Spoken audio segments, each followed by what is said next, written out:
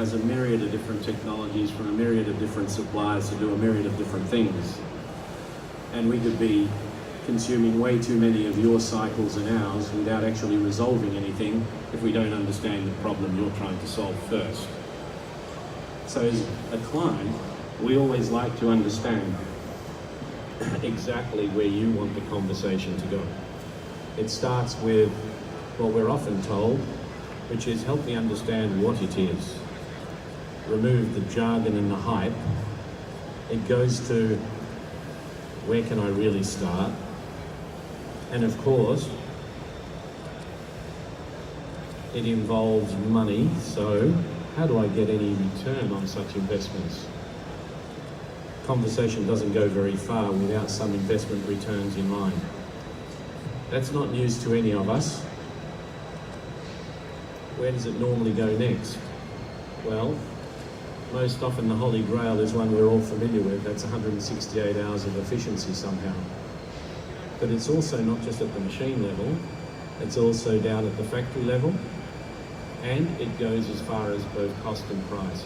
I could expand on that and talk about the entire supply chain, but you're going to hear more about that from my colleague and friend, Mr. Jorg Alekman, in a few minutes. But I think it's just important to stay focused on the type of efficiencies we're talking about and how they become real, rather than just theoretical possibilities. What's really possible? Let's talk about outcomes that can be measured. We know we can measure cost in almost any operation. We know we can measure price. It's usually built out of a clear understanding of price, if it's done well. We know we can measure time, whether that's the time it takes to serve a client or time to achieve a particular internal outcome. It's still a very important measure. And of course, in a world that's fairly mature and extremely competitive, client experience becomes a deciding factor. All of those things are measurable. And we have 8 steps that we're undertaking to help us to better serve the manufacturing marketplace and to better serve the industry.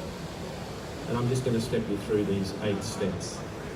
The first one revolves around putting real money, real people, with real focus around innovation in order to separate the theory from what's practical and what's real.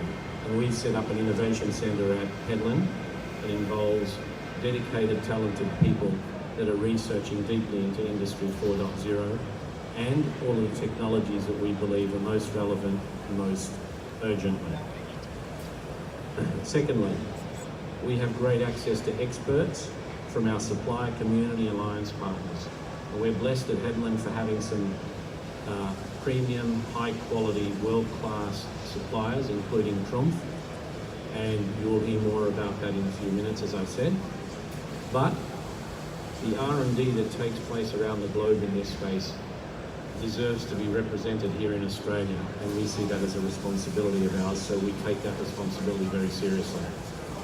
We provide machinery that's enabled for a connected world. We provide software. We provide consulting or advisory services, as I prefer to call it. And we provide integration capabilities from MES to ERP, so it goes way beyond just machining. And of course, we provide training, and all of our recruiting has a bias for Industry 4.0. So when this particular discussion was labelled Walk the Talk, you can imagine that we take that very seriously in the talent that we recruit and in practically all of the investments that we're making to move closer and further into Industry 4.0 capability. Where has it been done before? Otherwise, it's just brochureware, right? So I'm going to give you 3 quick examples. So these 3 examples are clients of ours, clients that we hold very dearly, of course, and all of them are doing something different and very innovative. The first here is referred to as OPI, of course. Some of you may be familiar with OPI. OPI have made extensive use of ERP MES integration to achieve efficiencies from the factory floor all the way through the front office and back office applications. They can literally improve the way their client interaction and engagement is working. They can see from client feedback whether the entire experience in dealing with them has improved as a result of Industry 4.0 type technology. The second one is New Touch Industries, very innovative Victorian company, and making extensive use of Trump software right across the entire manufacturing process. And I won't steal Jörg's thunder because he'll probably talk in more detail about the various software modules. Extensive use of software technology to highly automate the entire MES environment. And the third one is AppCore. AppCore, sometimes referred to as Preston General, doing some very, very innovative things with automation. And what I'm referring to here is about achieving levels of efficiency with their machine investments by making sure that they can get the sort of input material feeds and outputs that they expect from a highly efficient operation. So they're using storage, they're using automation technology, and they're using process improvements to maximize the return on their machinery investments. So they're three real examples where we've done work with valued clients to put some of Industry 4.0 into action. So, you might be wondering where to next, where are we taking our business and the company, and where do we think we might be in another year or two? Well, we're developing a blueprint in particular for job shops. But this is a sort of blueprint that the client could take and leverage, reuse what has been learned elsewhere, and consider what the key components might be for them. We're looking for opportunities where we can have lighthouse customers that are implementing what we call factory of the future, and that is a highly automated factory that's able to compete in process automation and in efficiencies with anyone else around the globe. So Australian automation is as good as anywhere else in the world. Recognised as a leader in automation and connected solutions, and of course includes all of the things that are enabled by sensor technology, by networking technology, particularly the advent of 5G as it's emerging, and it goes way beyond just preventative predictive maintenance, beyond monitoring, and it goes well beyond just integration of software.